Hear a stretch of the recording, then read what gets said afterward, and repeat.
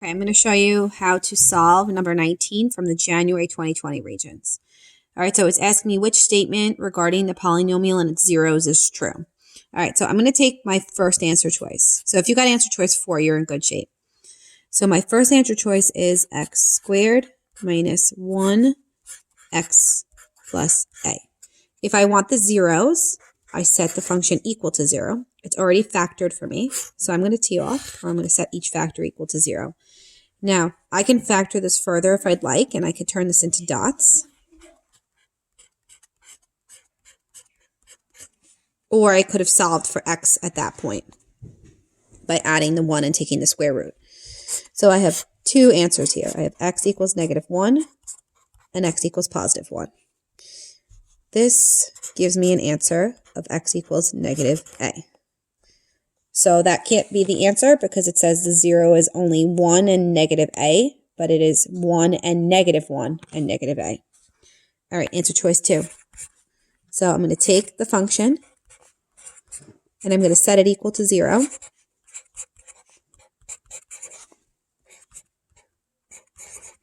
To find its zeros. All right, so this is not factored already, but I do notice that it is 4 terms, and whenever I have 4 terms, I can try to factor by grouping. So if I group these two together, I see it has an x squared in common.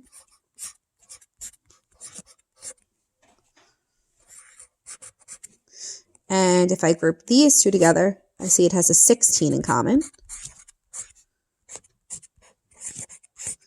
Then I can group this because my parentheses are identical. So my parentheses become my GCF. Now I can't factor this further because this is not dots, because it's not a minus sign, the difference of 2 squares. It's the sum of 2 squares. So I'm going to set both factors equal to 0 at this point. Okay, this one gives me x equals a. This one gives me x squared equals -16. Because I subtract the 16. I take the square root. All numbers have a positive and a negative root. When I take the square root of a negative number, it automatically gives me an imaginary number. And the square root of 16 is 4. So my zeros here are plus and minus 4i and a. Not correct, because they told me my zeros were 4 and a. All right, now I'm going to do answer choice 3. Okay, answer choice 3, I take the function again, I set it equal to 0.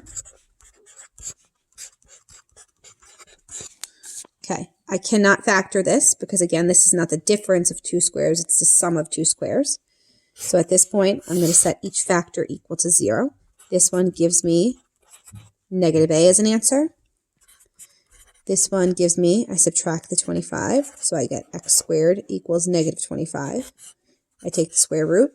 All numbers have a positive and a negative root. This gives me an I, the negative under the radical, and the square root of 5 is 25. Making that answer incorrect because they said that the zeros were plus and minus 5 and -a. All right, let's do the right answer. So I'm taking the function, I'm setting it equal to 0.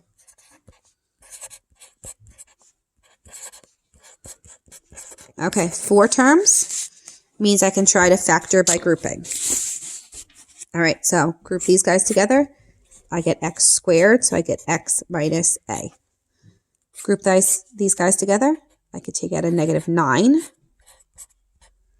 Get x minus a. So I have x squared minus 9, x minus a.